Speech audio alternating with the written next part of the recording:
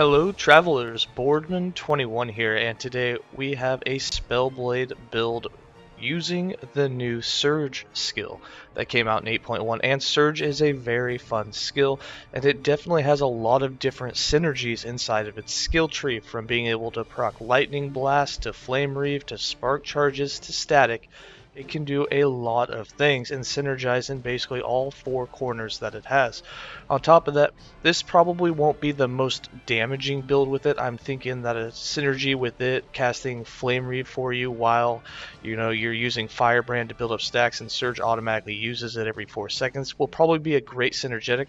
I wanted to build around a way where Surge was doing most of the damage and we were focused on basically only using it as my first build with it. So we're going to be using it to proc a bunch of Lightning Blasts and doing a lot of Spark Charges, and it's going to be based around a whole bunch of lightning damage, and it actually did really well. It's great for speed running through maps. It can face tank bosses, and of course it can push a little bit in the arena. This isn't going to be no 200 wave plus build. Defenses were very hard. Trying to get enough dodge to be effective with it when there's just no passives inside any of the mage tree to really synergize like the rogue has. Being able to try and get all of your resistances and still be able to capitalize upon dodge was very hard. It's going to take a lot of crafting. It's going to take a lot of time to synergize it just right. I even had to throw in some idols with resist just to where we could do enough resistance and have good enough defense to be able to face tank the bosses. Alright, let's go ahead and get into the skills. For skills, I'm running Static, Surge, Flame Ward, Lightning Blast, and Mana Strike with a +1 level to it.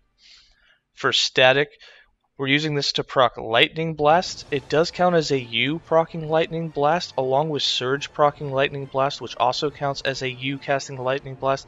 Means that inside of Lightning Blast, you can get additional chains to the same enemy based on how many times you've cast Lightning Blast in the 4 seconds, so it actually synergized really well. We have 2 points in Overcharge for some extra charges, 4 points in High Voltage so that while you're moving you charge faster, 4 points in Reverberation so that you gain 4 charges whenever you are hit, 3 points in Fulminating Blows so that whenever you do a melee hit you'll gain 6 charges that has a 1 second cooldown, 1 point in Overload, 5 points in Diode, and 1 point in Unlimited Power makes you cast Lightning Blast at a nearby enemy. For Surge, I have 1 point in Jolt for that 100% shock chance on hits with Surge. We have 4 points in Expanse for 80% increased area of damage, 3 points in Stagnate so that you immobilize enemies hit for 3 seconds, 4 points in Charged Movement so that Surge has a 100% chance to apply a Spark Charge on all hits, and since it's a lightning skill, you get the 25% chance that we have inside the passive tree, so you can actually apply 2 Spark Charges with every hit that you do.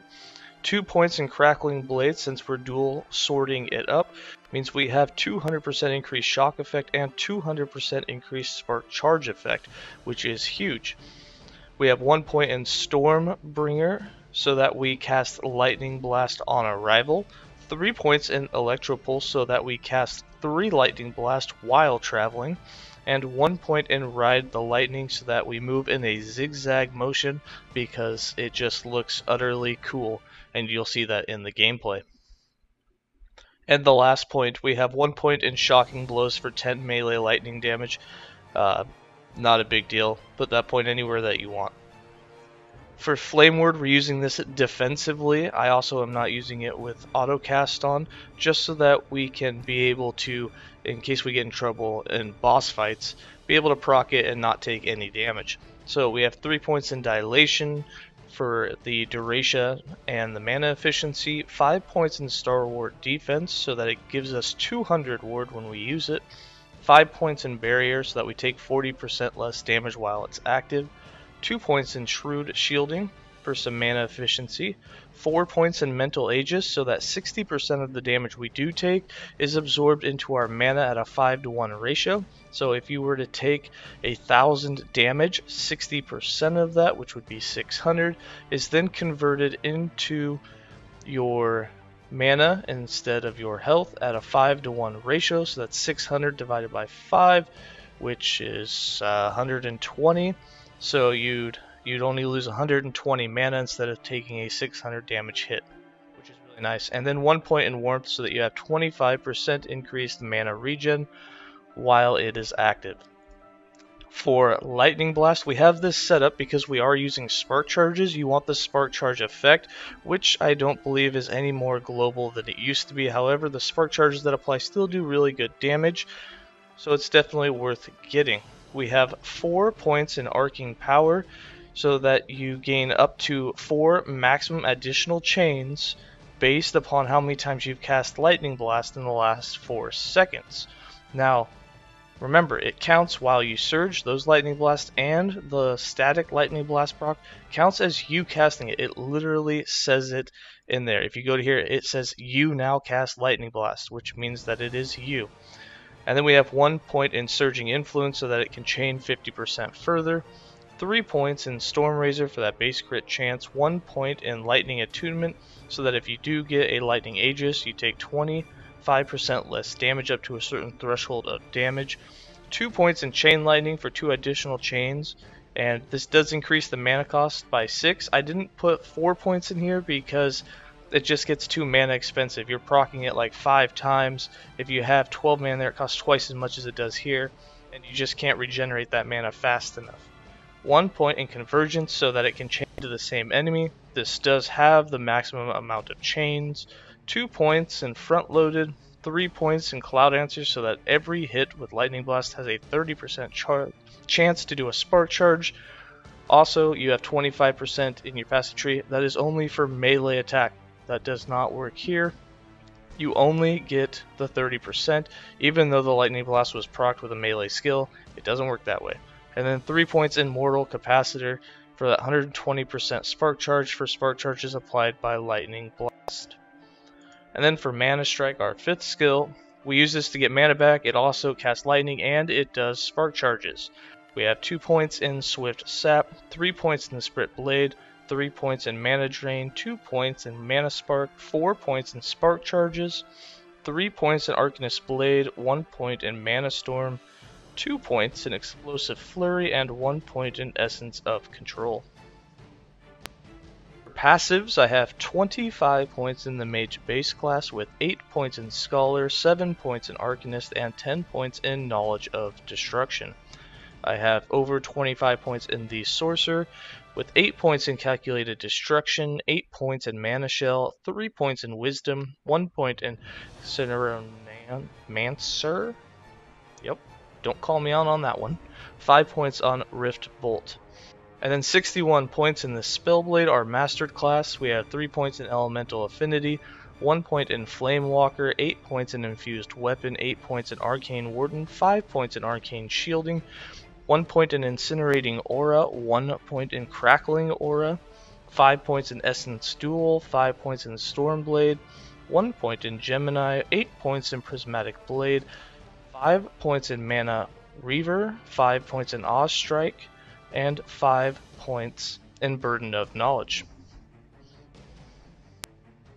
And for items and idols, for idols I have a whole bunch of different ones. We got 4 1x1s, and they come with dodge rating and a resistance. We have some poison resist, we have some void resist on them with some dodge rating. We have a 1x4 that comes with static charges and health.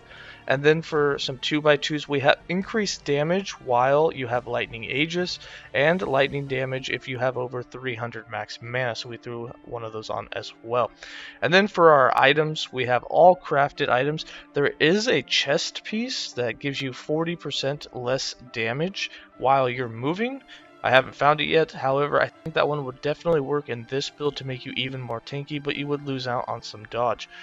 But for the items that we have here, I have a Scepter in the main hand. Scepters now come with up to 65 adaptive spell damage, which is 10 more than they used to, which is really nice when you want to play a build that's focused around melee and spell.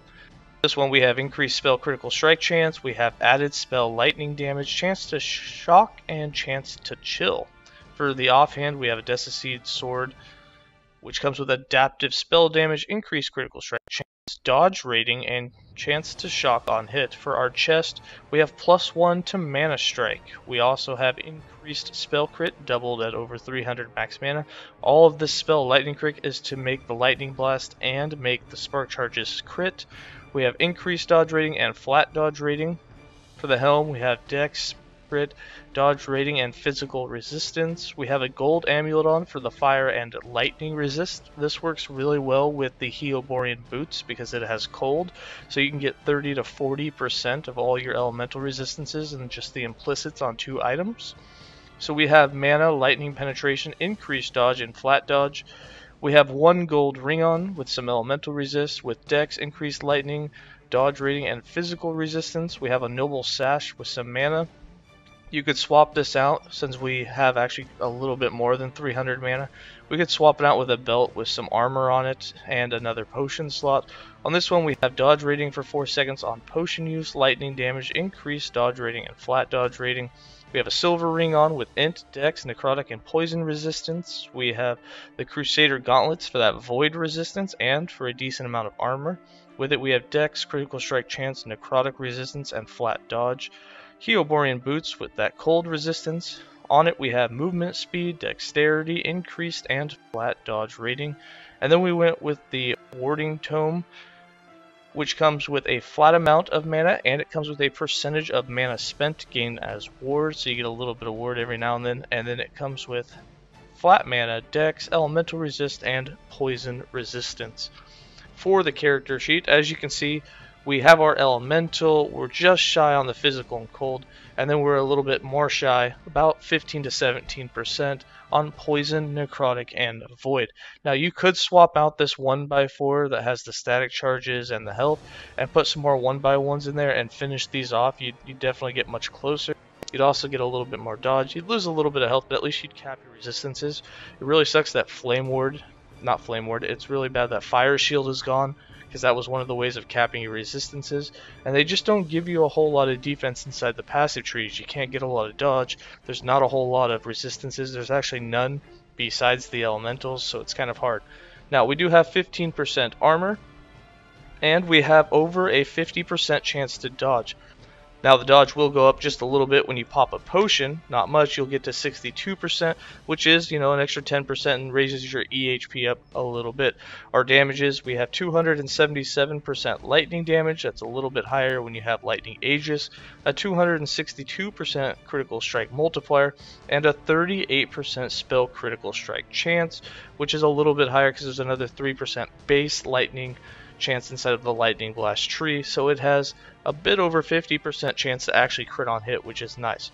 And then for how I play the build, I like to put Surge on autocast, and go ahead and watch how cool that looks.